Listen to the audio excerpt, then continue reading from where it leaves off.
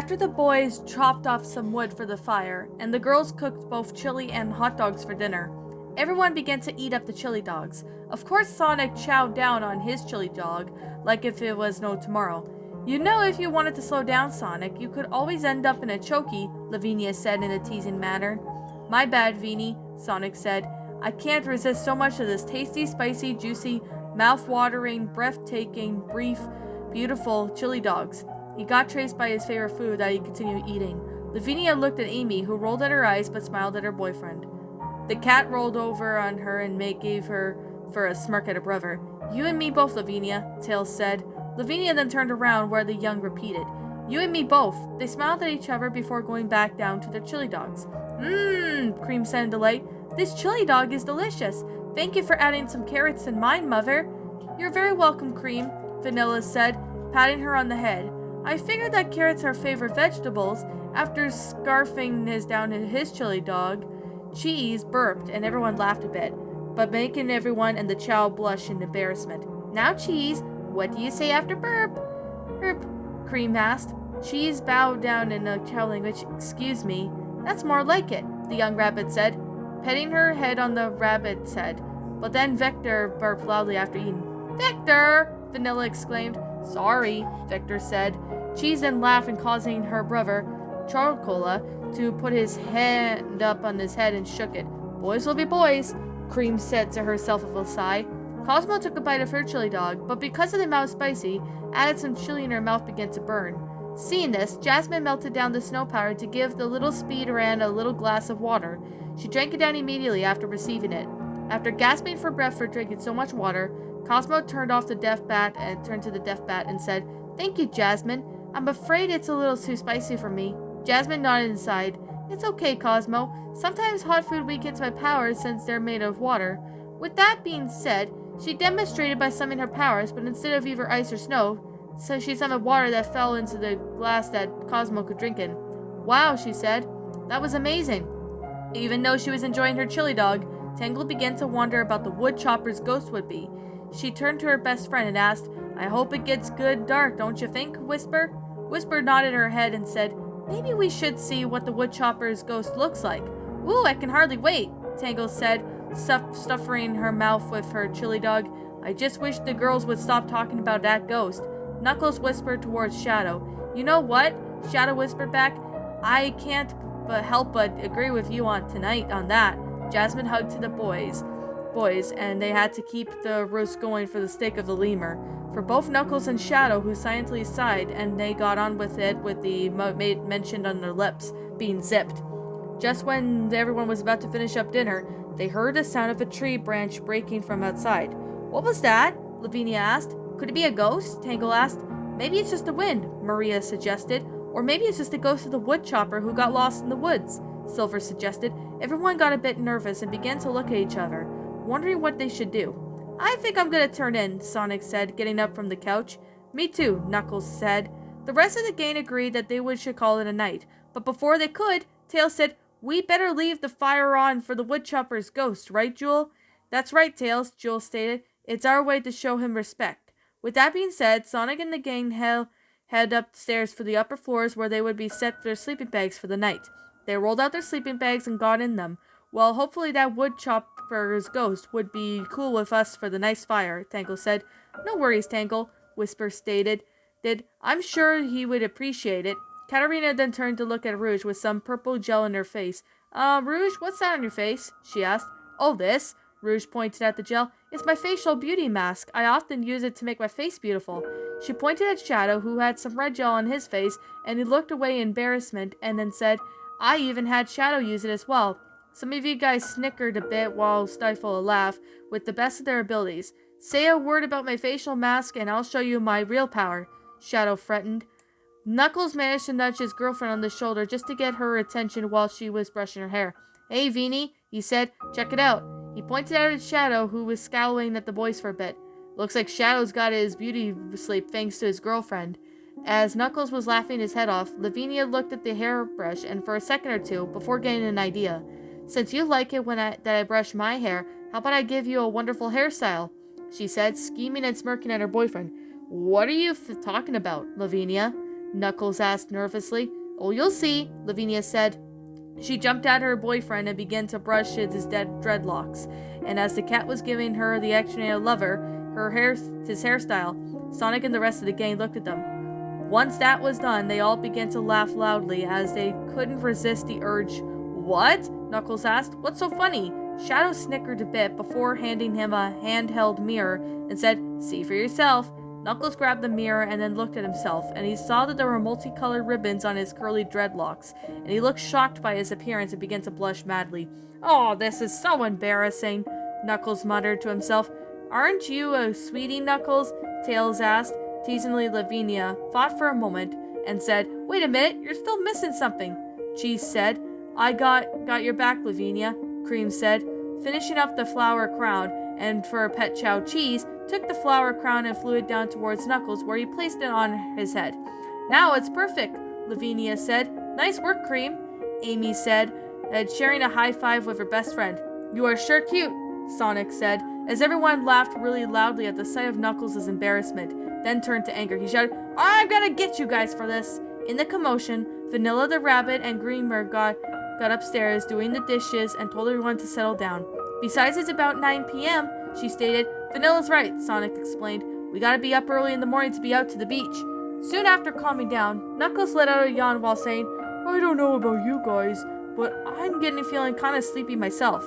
Now's the perfect time to get some beauty rest, Rouge said, placing the cucumbers on top of her eyes. Secretly, Shadow removed the red gel from his face before it could harden on where Knuckles removed all of the ribbons from his dreadlocks. As soon as everyone got settled down in the sleeping bags, they all wished each other good night and drifted off to sleep. Meanwhile, Dr. Starline was walking through the woods with his geography book. He looked around and found something was wrong. Wait a minute, where's my group? Dr. Starline asked himself. Rough and Tumble were supposed to come along with me on our evening hiking trip. Before he got himself lost, Dr. Starline was preparing himself to go on an adventing nature hike with the Skunk Brothers, Rough and Tumble.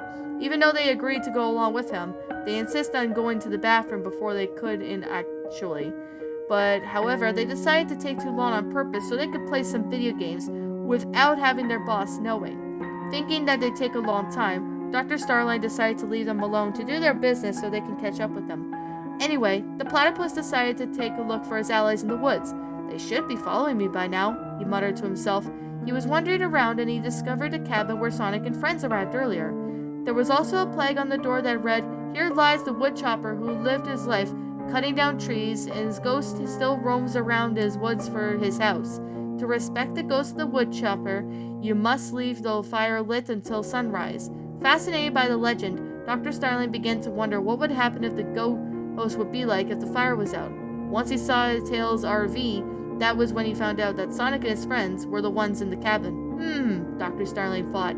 If Sonic and his friends are staying out in this cabin, I might as well give them a fight of their lives. He began to plot up a scheme to scare the living daylights out of the heroes. He reached into his knapsack and grabbed his woodchopper costume with some glow-in-the-dark paint and some megaphone. Prepare yourself, Sonic the Hedgehog. This will be the worst night of your life, Dr. Starline laughed evilly. Dr. Starline slowly opened the door and allowed himself access to the cabin. Once inside, he placed the fireplace lit with flames, and he walked towards it to keep himself warm for the few minutes. Dr. Starling lifted his hands towards the fire, but he was careful not to have them too close. Otherwise, if the glove he wore on his left hand would catch on fire, he must drop to the floor and try to stomp it to put out the flames. But if his clothes were to ever catch on fire, he must perform the popular fire safety technique. Stop, drop, and roll. Anyways, Dr. Starline rubbed his hands in the warmth before lifting them up towards the flame again. He did this technique for about 2 minutes before saying with a sigh, This is so nice. In fact, it was so warm that he wished he could stay for a while. Once he was warm enough, Dr. Starline decided to check in on Sonic and the gang, but when he heard one snoring from upstairs, he realized that he needed to be quiet as the church mouse to avoid waking anyone up. He slowly climbed up the stairs and found the heroes, asleep in their sleeping bags. Most of them were snoring while the others were just sleeping peacefully. Dr. Starline nodded his head a bit in satisfaction, before going back downstairs to his plans in action, being careful not to wake up the sleeping heroes. He turned his megaphone on and tested his voice for a bit, before testing his voice through. He practiced it for about good 5 minutes, before everything was perfect. It's showtime, Dr. Starline said, smirking. He lifted his microphone and began to make some creepy sounds. Ooh. As the heroes were sleeping, Tangle began to hear some strange noises. Huh? She asked, warily opening her eyes. What's that noise? Once she was fully awake, the lemur had heard was a creepy noise. Ooh. She began to shiver and shake from her sleeping bag with fear. This caused her best friend Jewel the Beetle to wake up from her sleep and to check upon her. Tangle? Jewel asked. Are you okay? Shh, Tangle whispered, placing her hand on the beetle's mouth. Did you hear what I just heard, Jewel? The creepy sound happened again, but this time it was scaring both the girls to the point that they had to huddle close together. It woke up Knuckles, who immediately sat up on his sleeping bag and looked around the room. What was that? He asked. He nudged his girlfriend gently to wake her up. Lavinia, wake up, Knuckles said. Once she did so, Lavinia asked with a yawn, Knuckles, what's wrong? Listen, he said. Just then that creepy voice occurred again, chilling with the lovebirds down their spines. In commotion, Sonic stirred a bit out with a yawn. Oh man, he said. There goes Eggman and his trickery. Nothing new. He went back to sleep and rolled on his side. His best friend Tails woke up from that creepy sound and decided to wake up the blue hedgehog up. Sonic, wake up, Tails said quietly. Once he finally did, Sonic warily woke up. What's up, Tails? Listen carefully, Tails answered. They listened carefully for the creepy noise downstairs. Everyone else woke up at the sound of the listen. You don't suppose it's a ghost, do you? Cosmo asked. It's starting to scare me, mate, Marine said. Maybe if it's not a ghost, Blaze said. What do you mean, Blaze? Whisper asked. Maybe it's just somebody trying to scare us, Blaze suggested. We should probably have one of us check downstairs, Sonic said. I volunteer as tribute, Tangle said innocently. That was my line, Omega said. But without any hesitation, Sonic, Tails, Knuckles, Lavinia, Amy, Shadow, Rouge, Omega, Tangle, Whisper, Shiver, Blaze, Espiel, Katarina, and Jasmine went downstairs to investigate the noise, while everyone else stayed behind. Hearing some noise coming from downstairs, Dr. Starline quickly ran to the couch and jumped behind to hide. Once Sonic and the other friends got to the living room, they found no one else there. That's odd, Lavinia said. No one seems to be down here. I don't know about you guys, but I think it might be the ghost of the wood chopper, Tangle said. Maybe, Whisper explained, but we can't really say for sure. At least at the very least the fire is still lit, Sonic stated. Yeah, Tails agreed. We just gotta make sure that it's lit till sunrise. That's what the legend says. We should tell our friends and then go back to bed, Amy suggested. Everyone agreed with the pink hedgehog and went back upstairs. And as for the platypus, he waited until he saw them walk upstairs to the upper floor to go back to sleep. When they arrived at their friends, Sonic said, So we went downstairs and we found no one in this cabin.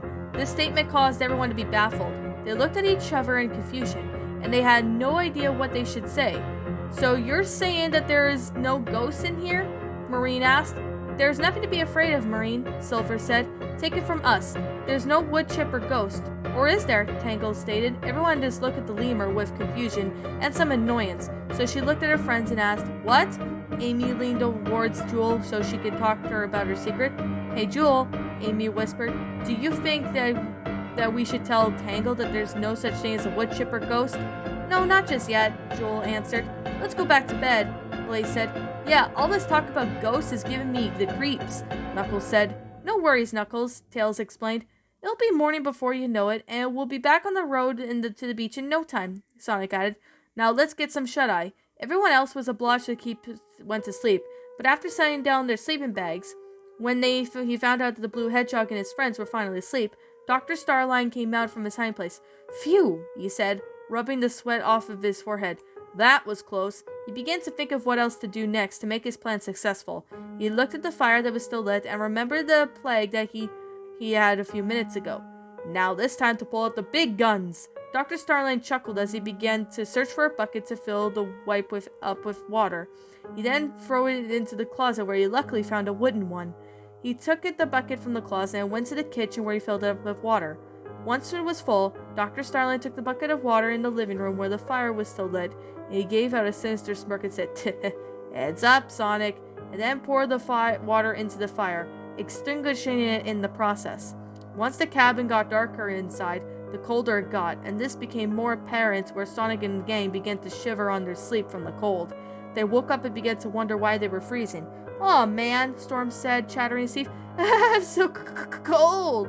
"Who turned off the heat?" Wave demanded. I'm getting cold," Jet stated. "You're telling me," Knuckles said sarcastically. "Oh man, I wish I was a werehog right now," Sonic said. If he were a werehog, he would have a huge amount of fur on his arms, that way he wouldn't be so cold. Jasmine was the only one who was not shivering because she had experience with the cold before, and she didn't even realize that her snow and ice powers were coming back, so she was exposed to the freezing and cold temperatures. "What are we gonna do?" Bokum asked, covering himself up with his sleeping bag. "Hey, Blaze Mate," Marine suggested. "Why don't you use your fire powers to warm us up?" "I could," Blaze explained, "but the problem is when I get exposed to cold temperatures for a short period of time, my powers would be weak." And it was when Sonic had an idea and whispered to Tails, who happily agreed. "Come on, everyone," he said. "Let's huddle up." With that being said, everyone moved their sleeping bags closer together, resulting in them to pick up like sardines. They all immediately felt warmer, and after settling down in their sleeping bags, the ultimate life form let out a yawn. "I'm getting pretty tired, so I'm gonna call it a night." "Great idea, Shadow," Tangle stated, "but don't let these spooky noises get to ya." Sonic laughed at the bit the lemur's joke. "Good one, Tangle," he said, encouraging her. Shadow fluffled out his pillow until it was just right for him.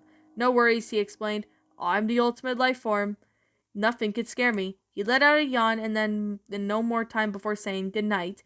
Then he laid down on his sleeping bag and drifted off to sleep and began to snore quietly. Good night, Shadow," Rouge said, petting his quills for a bit, and Lavinia let out a quiet yawn and said, "I'm getting sleepy. Good night, guys." She laid down and went to bed, and then everyone else slept down in their sleeping bags, and they soon went back to sleep. For a short while, Dr. Starline quietly walked up the stairs to check up on Sonic and the gang. Once he got up to the upper floor, he saw the sleeping heroes huddling close together like sardines. He thought that it would be scared to pour water on the fire, but he made a hallucination. Instead of scaring the heroes, Dr. Starline made them cold. So he thought of another part of the plan. He went back downstairs where he found his knapsack on the couch. He opened it up and found his woodchopper costume. Once he took the costume, Dr. Starline smirked and said, "Hehe, now it's time to scare the pants off of these wimps. Dr. Eggman will be so proud of me." He then went to the bathroom to go change into the costume and painted himself with glowing paint. "Here I come, Sonic," Dr. Starline said. "This will teach you not to mess with the ghost of the woodchopper."